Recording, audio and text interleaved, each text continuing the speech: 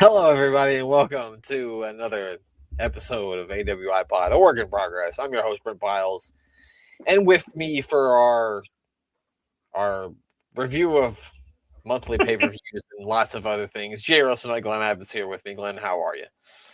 I'm very good, and I have to own up to this one. So anybody has objections at GA WrestleNut on Twitter, you can get me on there. Just don't DM me. You won't get, I won't answer your DM me, but any comments you feel like making about what you are about to witness, feel free to let me know on the old X Twitter. I will say that when you picked this one, this was not one that I saw coming. So I mean, it was a bit of a surprise, that's for sure. Well, we could blame William Regal for that. Yeah, I was watching an interview with him, and he mentioned Dave Taylor and this, and said it's possibly the worst thing that he's ever been in. So I thought we had to watch it. Well, yeah. Anyway, so as we do, we pick one pay-per-view a month. Well, I pick one, then Glenn picks one. This one was Glenn's pick. He picked World War Three. I'll get to pick in October. Don't worry, I won't pick Halloween Havoc 1995. But yeah, so that's the one that we picked to review this week, and now you know why, Glenn. So we can blame William Regal, or Steven Regal, as he was known in WCW. As he was saying. If you're part of this nonsense, you probably didn't realise how bad it was. But he says he's probably the worst wrestling on the network. Yeah, I think he might have overstepped him. I mean, because this, I'll be honest, it's not that good, but it ain't that bad. There's much worse. Oh, no, we've seen worse. Oh, much worse. We've seen worse in the WWF around this time. Oh, in 95, easily. 100%. That Mantar was wrestling in WCW. Yeah, that. Don't let DC hear you say that. He loves Mantar. Oh, I'm sorry. I of course he would. He seems like he's right up DC's alley. Yeah. For context, this is coming off the aforementioned Halloween Havoc 1995, which is probably 10 times worse than this show. It definitely is. Yes. We've watched that show in the archives, so if you want to hear us make fun of that, go ahead and go watch that. That, if you don't know, that is the one where the bog roll man shows up. If you don't know what bog roll is, that's toilet paper. We're over in Yeah, that was one of the most disappointing parts of this show. That he was. They couldn't afford that amount of bog roll, so they dressed him up as a ninja. Yeah, he looked like. Did you ever see the video game or the movie Mortal Kombat? Yes. Yeah, that's exactly how he looked. Giant scorpion. It just didn't work. Being a mummy didn't work for the Yeti. Being a ninja worked even less. Who would have guessed? Anyway, we'll talk about him when we get to it. There's plenty to talk about in that match. I mean, what you can decipher from it. Christ almighty. It's WCW World War Three from November the 26th of 1995. It is at the Norfolk Scope in Norfolk, Virginia. I mean, I'm sure everybody who watches wrestling's heard of the Norfolk Scope. So if you've never heard of the Norfolk Scope, if you remember the episode of Raw where DX goes to invade Nitro, yes, and everybody will tell you they drove a tank down there. It was not a fucking tank. It was just a regular fucking Jeep with like a cannon strapped to it. It was not a fucking tank. Don't let them tell you it was. They were at the WCW was at the Norfolk Scope, this arena, when DX came down there to fuck with them. Just one little thing about that is I love the story that Kevin Nash tells about that him and Scott Hall were the other side of the door, killing themselves laughing when X-Pac was outside with the loud hailer. Yeah, I'm sure they were saying, "Let him in. What are we doing here?" Yeah. Best hour of TV we've ever had. But yeah, Yeah. so that's the tagline for this show, Glenn. 60 men, 3 rings, 3 giants, 1 battle royal. One big fuck up. One big clusterfuck. Yeah. Yep. What? Anyway, just before we get into that, Yeah. there was a little football match on Sunday, Oh fuck. and I haven't really spoken to you since, apart from heard some comments online. Let's have your opinion on it. So first of all, like the thing about Trussard getting sent off, like first I hear that they sent him off because of a reckless challenge, but then they change it to he kicked the ball away. And the commentators over here said that they heard in their ears what they hear from the VAR booth, that the VAR said that he was sent off for a reckless challenge. So that's what the people heard the VAR people say. But then they come back and tell me it was because he kicked the ball away. I didn't even know that he had kicked the fucking ball away because they'd whipped the yellow card out so quick that I thought it was just for the challenge. I didn't even know he kicked the fucking ball away. So it wasn't until like the game was over until I found out that he actually got sent off for kicking the ball away. What annoys me is it's as though these guys that are making these decisions have never actually played football or seen a game.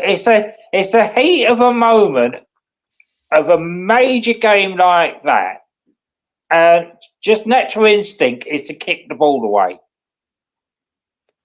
Or to kick it down the field just to get something going. I mean, yeah. So, yeah. But anyway, apart from that, and going back to this thing of playing against 12 men, is 99 minutes, was it? They actually scored? Yeah, something like that, 97, something like that. It was as though the referee hung on and hung on and hung on until. I mean, I will say, in fairness, we did do a little, I wouldn't say like time wasting, but we were taking our time, and we did have a couple of injuries, so I wasn't surprised at how far the match went into.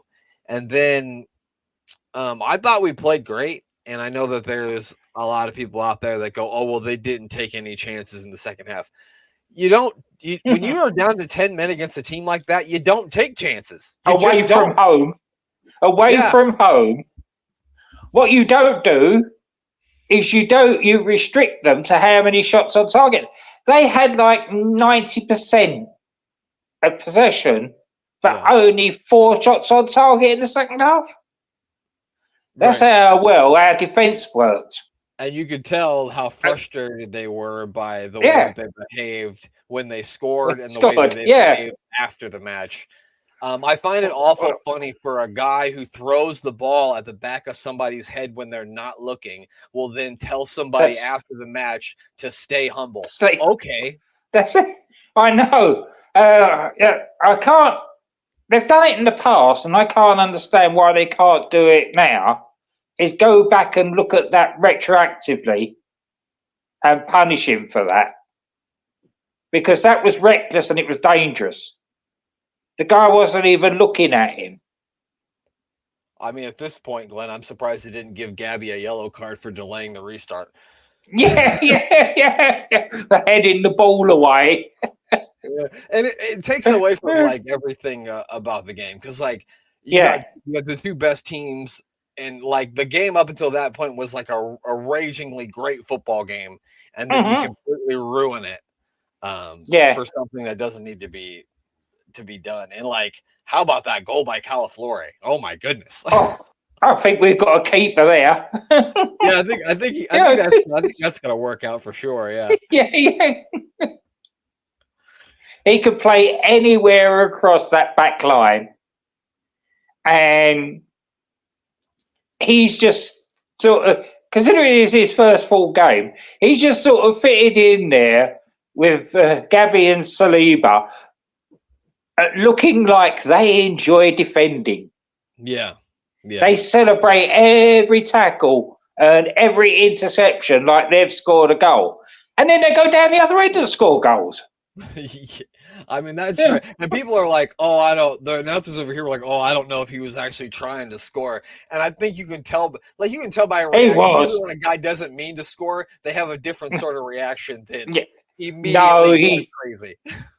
he he knew exactly where that ball was going. He's Yeah. done that a lot of times before for other teams and in training, obviously. Yeah, no, I didn't think for a second that he wasn't going Mm. for goal when that came off his foot. I No, thought, yeah, no, that's the one. that was never a cross. Yeah, We've seen Saka put in a few like crosses that have gone in, but that was never a cross. or like that one where Ben White, I think against Chelsea last year, he tried to Mm. flip one in, and he ended up just putting it into the back of the net. And but the look on Yeah, his face, you could tell he was like, "I didn't think fucking do yeah. that." It's just everybody was surprised, and nobody's more surprised than he was. Yeah, I think I don't know what you're talking about. That was Messi level. Yeah. Yeah, but I mean, a great game. It's just unfortunate that it had to get ruined by a bad reffing. And I don't care what anybody says. Um, I don't think it's a bad thing for a team to lean on their toughest, on their best part of their game when they're down to 10 men. Our best thing is our defense. So why wouldn't we lean on it? Exactly. There's a guy on Threads who put out a thread today, Arsenal supporter, and he's right what he said. When George Graham was in charge, they always moaned at us for being boring. 1-0 to the Arsenal. When Wenger was in charge, they always moaned about the fact that it was all foreigners and it was all showboating. Yeah. And now, because we're being successful again, they're moaning that we're being too tough. Or is it dark arts they're calling it? Yeah, we're the portrayers of the dark arts. Yeah. We've got the bloody managerial equivalent of Severus Snape. Of course we're going to use the dark arts. Yeah, I mean, and I don't think we were the first team to invent the dark arts, and I don't think. Oh God, no! Oh, believe me, I could go back to the 1960s with the lead scene without Manchester United in the 90s. Yeah. Well, that was another thing too. They tried to say about what happened to Rodri, and that's not anybody's fault. Like him and Partey just came together with shoulders, and he hurt his ACL. I mean, that's not on Partey. Yeah. No, he caught his studs in the grass. They said that. Yeah. On commentary over here. When they replayed it, they thought first of all it was Partey that had done it. Yeah. But then when they replayed it, they realised that all that happened was it was a coming together with the two, and he just caught his studs in the grass and it tweaked his knee. Yeah, so that's not that one. I read like an article of The Athletic where they basically described it as like it was Partey's fault because Partey went knee to knee with him, and I'm like, that's not even close to what happened. So no, if you're gonna write an article about the match, maybe you should fucking watch it. Yeah, that's it. For fucking crying out loud. Anywho, let's get on with this wrestling, shall we? I am excited for the League Cup game tomorrow because I always like to watch games like that because I always like to see what's going to happen with the lineup, and I do want to see some of our younger, the young kids get out there and play. I think that'll be fun to see. So yeah, we'll have Raheem Sterling running riot for us as well. So yeah, like I said, I'd put a bunch of young kids out there. I'd put Sterling, and I'd put Jesus out there too because he needs to get some game time because he's been out for so long. So that's what I would do. But anyway, we'll talk about the wrestling. There was 10 minutes of talking before it even started. Yeah. It's there's about a dozen commentators anyway. Oh God. Pundits and right, it kicks off all right because we've got Bobby the Brain Heenan and Grilla. No, Tony Schiavone. Now they're a nice little bit of banter. That's no problem with that. But then they go straight to this bloody promo with Hulk Hogan and Sting and the Macho Man trying to cause a fire in the arena. Yeah. Hulk Hogan dressed in all black, but not yet Hollywood Hulk Hogan, which I was like, what the fuck is happening here? Yeah, so he rips the black stuff off, and they like start like a fire in like a garbage bin or something, and like the smoke is like. Poor Stingy's trying to put it out with a bottle of water. And Yeah. they're pleading, you can see they're pleading to people. Somebody get a fire extinguisher, come put this, pour with smoke. This is WCW, this, isn't it? Yeah. It's and I also thought it was weird, like Hulk Hogan was holding that piece of paper, and he made reference to like dirt sheets and like the internet fans, and I'm like, it's fucking 1995. Yeah. What are we talking about? Well, I think they just launched some sort of chat room or internet service, haven't they? Yeah, it was like CompuServe, I think they said. CompuServe, that's it. Yeah. And I mean, people who. So they were trying to talk people into spending millions of pounds on a computer to get that. To do a WCW chat room. Yeah, I mean, you could get online in 1995, but you had to like dial up on the internet, and it made that like. You could get phone calls. Everybody knew you were online. I need to get online. I want to use the phone. Yeah. My dad spent my entire teenage years on fucking AOL. I never could fucking call a girl. No. God damn it. They could never call me either. Not that they would have wanted to, but anyway. That works out all right for you. Yeah. Eventually it did. Yeah, eventually it did. The first match of the evening is Johnny B. Bad defending the World Television title against Diamond Dallas Page. And apparently Kimberly's on the line as well. Yes. Yeah. The services of the Diamond Doll are on the line. Now, considering, for what I remember this time with Johnny B. Bad, he was sort of androgynous about his sexuality. Yeah. So it's a bit of a strange stipulation that he'd want the services. Although, to be fair to him, he did basically say, look, I don't want you, just do what you want to do. I'm just rescuing you. That's what a good guy has to say. He's not saying that to Sable in 1998, I'll tell you that. No, God, no. Well, Johnny B. Bad in 1995, Mark Merrow in 1998 are two totally different people. I was going to say, you're right there. And wrestlers. Because Johnny B. Bad is a decent wrestler. Mark Merrow certainly isn't. Yeah, no. So they show, like, basically, the thing is, Kimberly has put herself in this situation. Kimberly basically said, I'm going to put myself on the line in this match because she appears to be very sick of what's going on with Diamond Dallas Page. Well, that's understandable. He's being the Mark Merrow type arsehole. Yeah, he is. He definitely is. I mean, this was actually a pretty good match. That's what I said. You had two decent wrestlers here.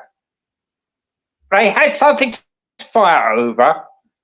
They had people invested, which could be said more than said about some of the matches on here.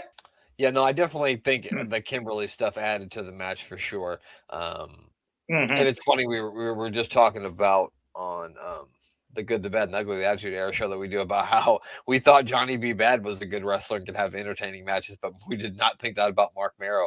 And we actually saw that here. DDP, I think this is his second year in the business. He's approximately 46 years old, but this is his second year wrestling.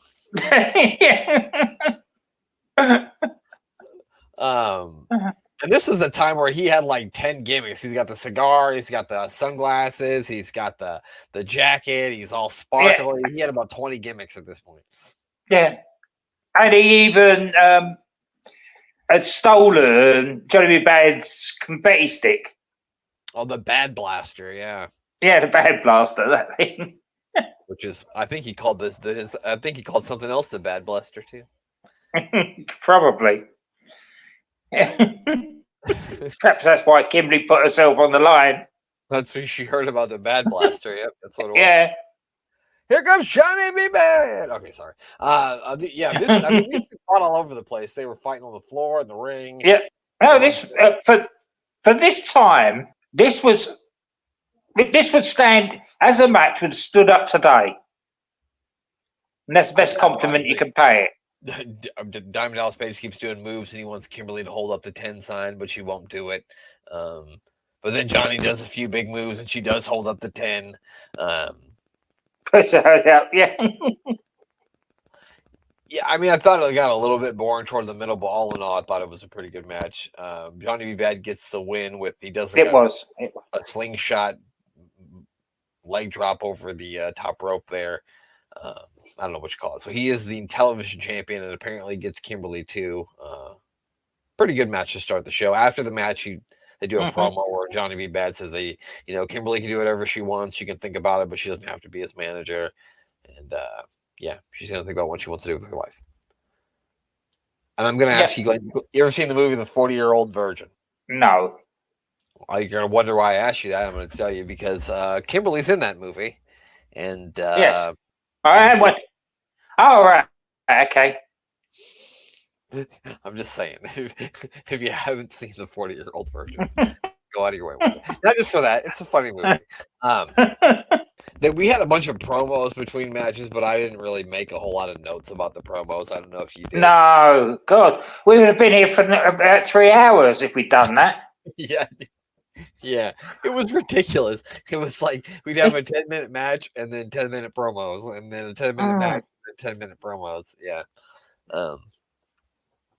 this is where the shenanigans start. We get Big Bubba Rogers taking on Jim Duggan in a tape fist match, which can only be won by pinfall or knockout. These guys are taped all the way up to their elbows. Yeah. And there looked like some stiff shots going in there. And then Hacksaw comes out with his fucking 2x4 tied around him like yeah, I know. I didn't use it. Didn't use it once. I think he had tried to use it maybe, but they got like knocked out of his hands or something like that. Yeah. Maybe he couldn't hold it because of all the tape. Yeah, probably. He couldn't even get his hand around it. It reminded me, the way they were taped up, it reminded me of the Sticky Bandits from Home Alone 2, Lost in New York. Ridiculous. There's not a lot you can say about this, really. No, it was just too... Yeah, there's not a lot you can say about this. Just two guys beating each other. If you were doing it on a star rating, it would be half a star. That's generous. Yeah. Yes, for some reason, VK Wall Street makes his way down to the ring. If you don't know, that's IRS VK Wall Street. Because they're trying to make fun of Vincent Kennedy, Wall Street. Get it? Yeah. To be fair, that's how the WWF were doing a knockoff of Ted Turner at that time. So I suppose it was all fair game, really. Yeah, I forgot about Billionaire Ted's Wrestling War Room. Yeah, I am not a hillbilly, and I don't wear cheap suits. Exactly. Those are really funny. Yeah. Yeah. So anyway, VK Wall Street comes down. He's got a chain. Somehow Big Rubba gets a hold of it. He hits Hacksaw and Jim Duggan in the face with it, which knocks Hacksaw out. And Big Bubba's the winner, but I don't think this is the end of that feud. And then we got an interesting tag team match. Now, Glenn, I am familiar with Bull McConnell, but I have no idea who the rest of these ladies are. No, I hadn't either. I know you didn't enjoy it very much, but for the time, and I was sort of into through Dan booking different women and stuff from Japan. I was aware of women's Japanese wrestling, and they weren't as bad as I thought they were going to be when you said how bad you thought they were. I just thought that they did a lot of cool high flying stuff, but a lot of it looked really soft and unbelievable. If you that's just trying to put Bull over as being the biggest beast in the ring, wasn't it? Really. Yeah, because I was familiar with Bull Nakano obviously because she wrestled in WWF in the 90s against Alundra Blaze, I think, in a few matches. And like I told you, I watched I think for the Apron Bump podcast, I think I watched Survivor Series 1995, and they had like they had like a Survivor Series women's match, and they had like eight. Aja Kong was in it. Bull Nakano was in it, and they had a few other Asian ladies in it. And it was really hard hitting, and it was probably the best match on the show, other than the Bret Hart Diesel main event. Yeah. And that's kind of like what I expected from this when I saw it on the card. So maybe that's why, because I went into Oh yeah.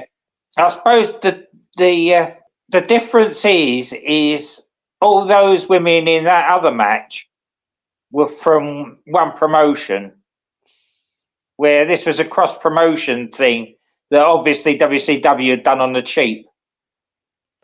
Right. And I think at this time is when they had just brought Medusa back, and she had thrown the WWF Women's Championship in the trash. Yeah. I think they were going to put an emphasis on the women's division in WCW, which I don't think they ever accomplished that, because I couldn't tell you any wrestlers besides Medusa and Bull Nakano that wrestled in WCW. Women's wrestlers, I have no idea. No, they were definitely more eye candy than wrestlers. The rest of the girls. I mean, which even the WWF eye candy were trying a few wrestling moves. I mean, fuck, they didn't even have any women wrestling in 1995. WWF didn't. Well, No. by November 95, I don't think they did. No, that's right. Anyway, once Alundra Blaze went, there was that void until all the divas came along. Yeah.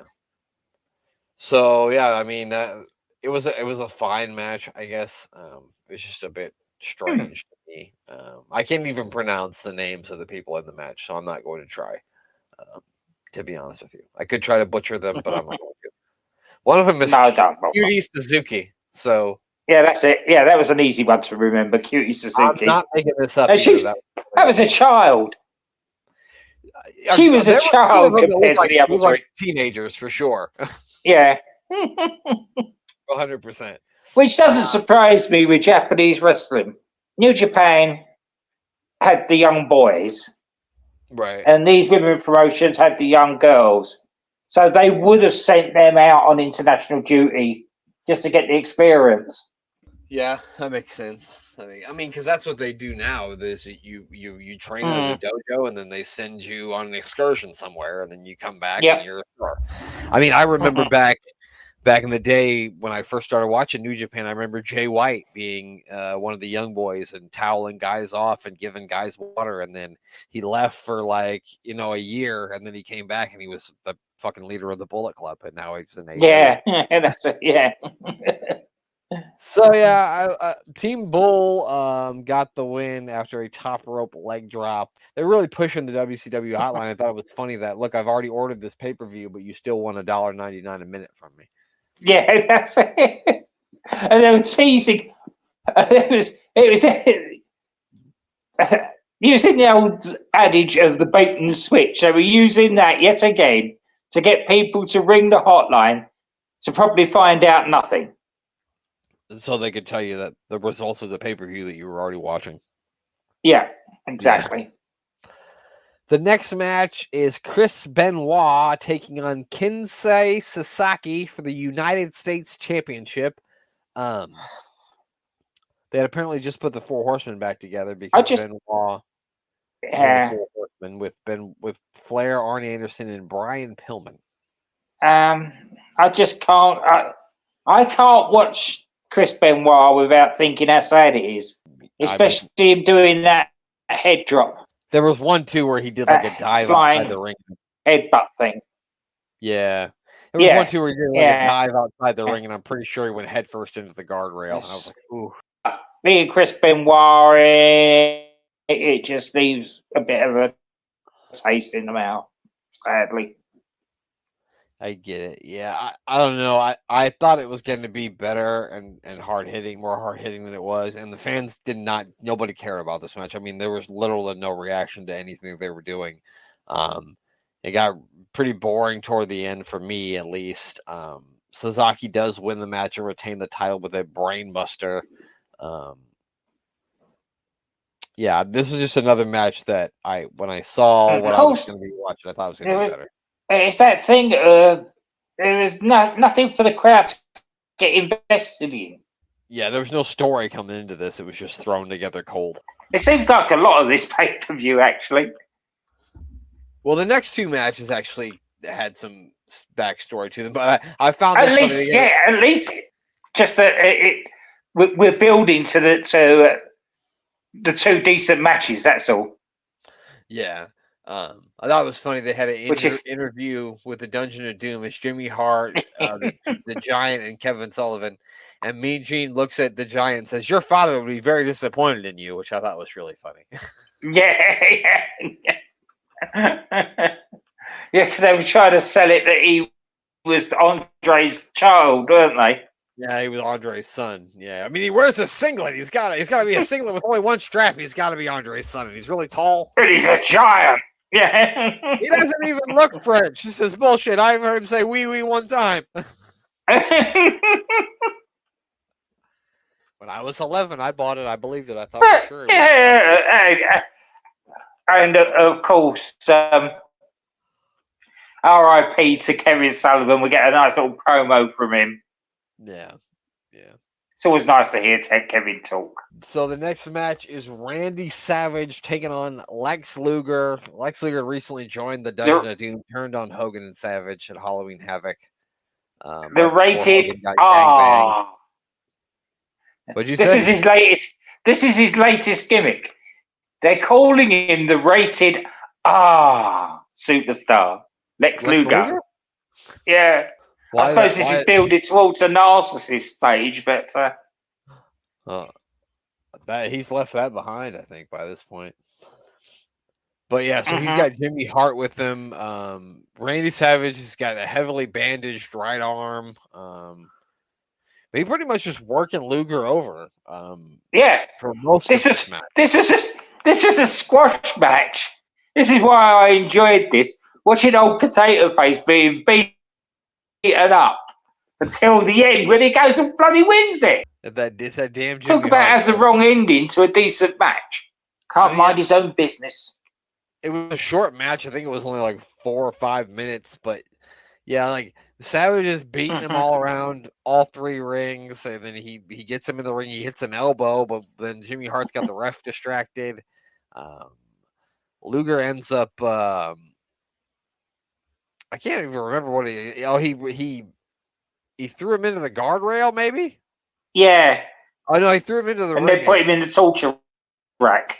Yep, and then he put him in the torture rack, and then he just put him in the ring and put him into like a fucking arm bar or like a weird little arm thing. I don't even know what you call that. Yeah, and the referee called it. He Savage had submit.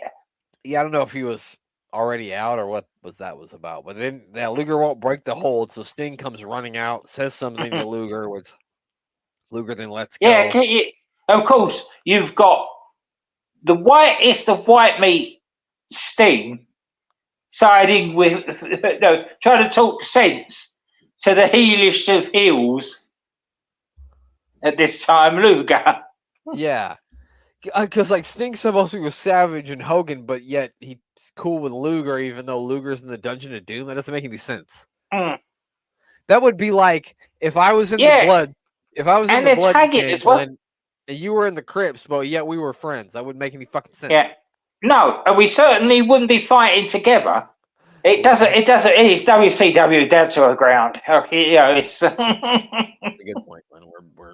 We're yelling at a cloud at this point.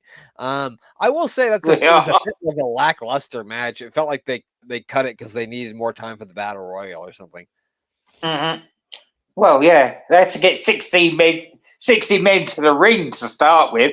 That took over 10 minutes. Oh, good God. Yeah, we'll get to that. The next match, I think we can both probably agree that this is the best match of the night, right? Yeah, Flair against Sting. Yeah. They don't have bad matches. No. I don't think I've seen a bad Flair. And this didn't. If anything, this was more brutal than some of the matches that they had earlier. Yeah, the whole story behind this is at the time where, like, I don't remember if you remember this, but Flair and and Arn were having like a feud, and then they had a match at Fall Brawl '95 that Brian Pillman helped Arn beat Rick, and then Pillman and Arn were kind of beating on Ric Flair, and then Flair was trying to get Sting to be his tag team partner, but Sting was reluctant to do it because of all the times Ric Flair had screwed him over before. Yeah. But then he finally agreed to be his tag team partner, and then of course Ric Flair screwed him over. Turned on him. Yeah. And so then I think they had a match on Nitro like the week before World War III where Sting put him in the Scorpion Deathlock, and he wouldn't let it go after the match was over. And so like the whole story behind this is like what happens if Sting gets him in the Scorpion Deathlock again? Is he going to let it go this time? So yeah, a really good backstory. I'm glad you did more research on this than I did. I just honestly, I don't know why, but I remember this vividly. I remember all of this stuff because I don't know why, but I was really into it when I was a kid, even though it's terrible now. I was all about it. So this is fond memories rather than ardent research. Yeah, basically, I didn't look any of that up. I just remember it from my mind. I'm pleased to hear it. I can't remember anything else in life, Glenn, but I can remember that shit. It's like it is strange, isn't it? There's things that you can and you can't remember. Like you can reel off all the Royal Rumble winners from back in the day. Yeah, I couldn't. Yeah, I get. But not only that, Glenn, I could tell you who came in number 1 and number 2, and I could tell you who the person that won throughout. Like, pick a year, Glenn. Pick a year of Royal Rumble. Go ahead, give me a year. Well, let's go with 1995 then. Okay, 1995, Shawn Michaels came in at number 1, Davey Boy Smith came in at number 2, and then ironically, Shawn Michaels threw Davey Boy Smith out to win. Now, I remember that. Yeah. But only because you just told me. Well, it has to do with Dave. I remember that otherwise. But yeah, so those are the sort of things I can remember. But anyway, what did you think about? I guess we talked about it. It was a really hard hitting. They literally fought in all 3 rings. Sting was beating Ric Flair from ring to ring. I did. I love that. The first opportunity Rick could, he bowed the ring that they were supposed to be in and went in the other ring. And then the lights were trying to find them in the lights because they were trying to keep the other 2 rings dark. It's chaos. I think he did it deliberately. One of my favorite spots in this is Flair chops Sting. Sting then grabs Ric Flair by his throat. The referee is trying to separate them, and Ric Flair just does a quick nut shot to Sting, and I just thought it was really good and really well timed. Yeah, right under the referee's nose, and he pretended not to see it. It was really, really good. I enjoyed that. It was some classic Flair. He works on the knee of Sting. He gets him in the figure 4, but Sting, he starts slapping Sting, which basically woke Sting up. Yeah. Yeah, they did a really good job of selling that on commentary as well, saying, "Stop hitting him! All you're doing is making him mad." Yeah.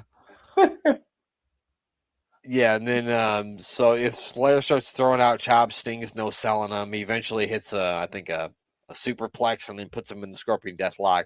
Flair gives up, and yes, Sting does release the hold. And Sting wins. And Sting is the winner. And now he's going to go be a tag team partner with Lex Luger, I guess, on Monday Nitro, because I said it 4 or 5 times. You're thinking about this 3-ring, 60-man over-the-top rope battle royal. No, I wasn't. I was thinking about barbecue Korean pizza. That does sound pretty goddamn good. Things that don't sound good, Glenn. Here, let me read to you a few of the names that are in this big battle. Oh, please do. I've got the list of them, but I can't access it. I don't have the full list, but I did pick out some names that I thought were interesting. Big Train Bart. Yes. The one and only Joey fucking Maggs, jumping Next. fucking Joey Maggs. His mommy makes the best prosciutto.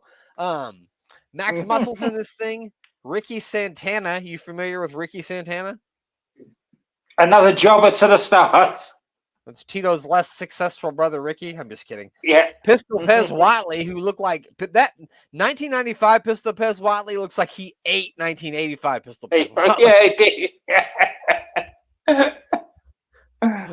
We also had James Earl Wright. Okay. And last but not least of all these fun guys, Mike Winner. And spoiler alert, everybody, he did not win the Battle Royal. Yeah. There was a list of people that were never going to win this Battle Royal for the title. Here's a list of people that never had a chance.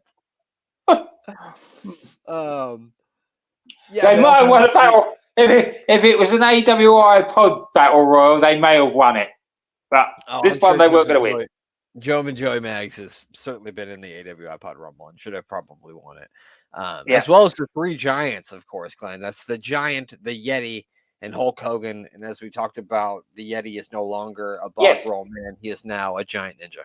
What the heck? All the Yetis were kung fu fighting. Yeah.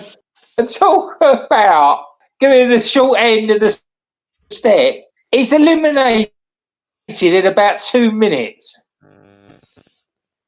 Just what you want. And I don't think it was deliberate because he was still standing out there fighting people, although he'd been eliminated. His big giant ass fell over the top rope. Yeah, I'm sure it did. I don't think he was due to be eliminated at that point. I think he just lost balance and fell out of the ring. And that was probably the point that they realised how bad a wrestler he was. They were like, you know what? Now that he's not wrapped in fucking shitty toilet paper, he doesn't look so good anymore. So not only do they have 3 different rings, but also have 3 different announce teams, one for every ring. And I also thought that it was hilarious that they felt the need to literally introduce every single person one by one.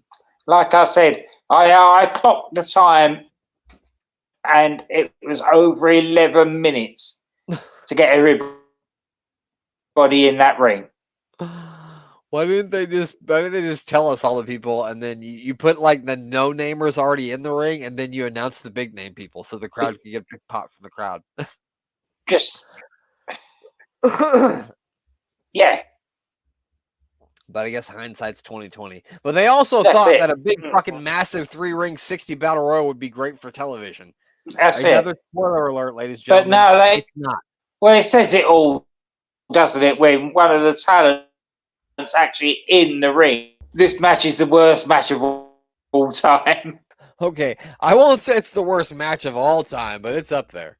Yeah, but so this thing is a mess. They had 6 guys trying to call it. They kept throwing it to every single ring like every 2 minutes, which wasn't necessary. I think it would have been better if they just had one 3-man team to cover the whole thing. It didn't work. Whoever's idea it was, it didn't work.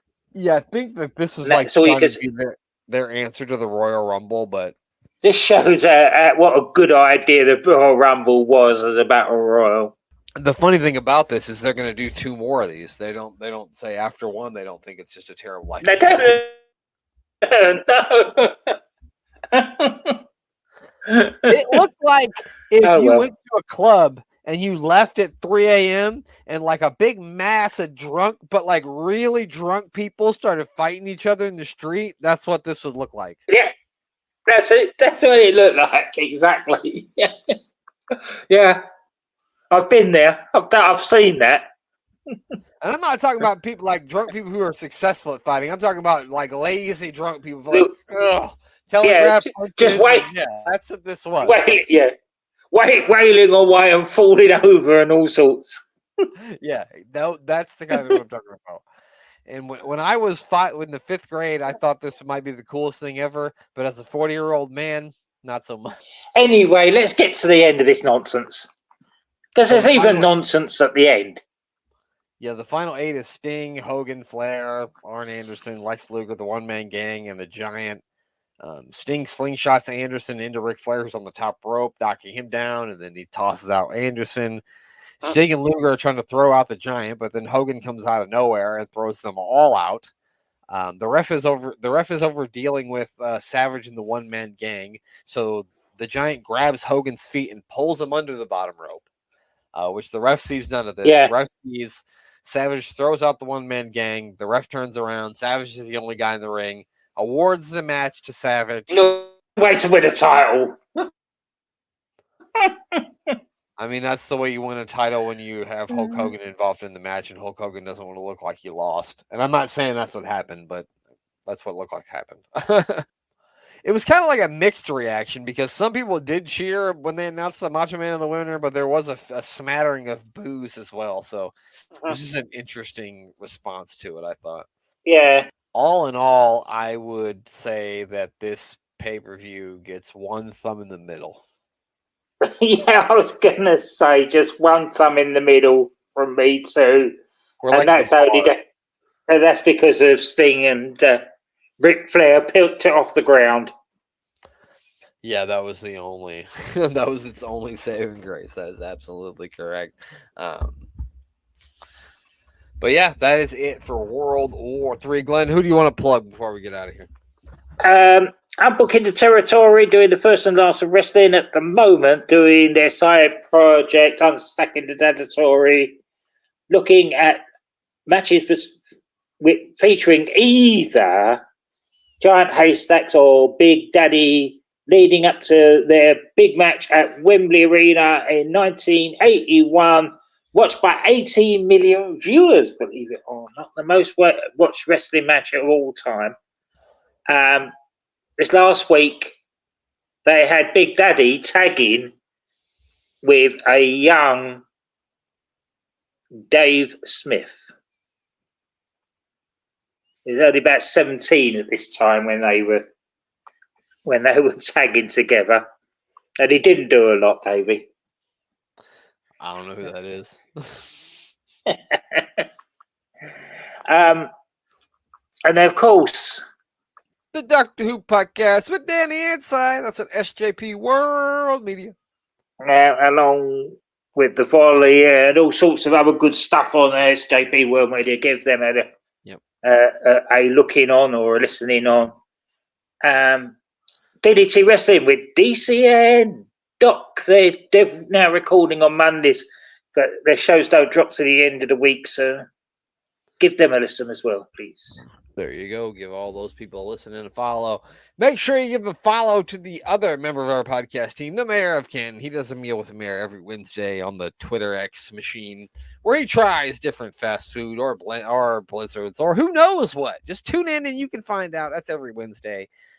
Give him a follow anyway. And of course, make sure you check out Sports Wire Radio. Give our buddy Thomas Bryce a follow on all social media platforms. That is Thomas B. Rice. It spells just like it's spelled. I don't know what it smells like, but it's spelled just like it sounds. Yeah. I can't comment or speculate on the smell. I don't know. And check out the website.